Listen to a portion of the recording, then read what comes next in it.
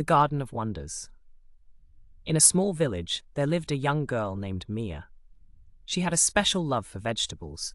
Every day after school, she would rush to her grandmother's garden, which was filled with colorful vegetables of all shapes and sizes. The garden was not just a place for growing food. It was a magical realm where Mia learned the secrets of nature. One sunny afternoon, as Mia was watering the plants, she noticed something unusual. A giant carrot was sticking out of the ground, much larger than any she had ever seen. Curious, she pulled it out and discovered a shimmering golden hue.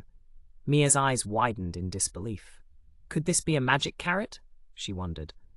Excited, she took the carrot to her grandmother, who smiled knowingly. "Ah, that's not just any carrot, my dear. It's the carrot of kindness. It grants one wish to whoever shares it with others." Mia's heart raced with possibilities. She thought about all the villagers who struggled to grow their own food. The next day, Mia organized a vegetable feast in the village square.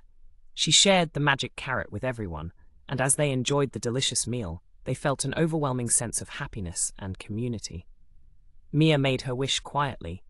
"I wish for everyone to have a bountiful garden." From that day on, the village flourished.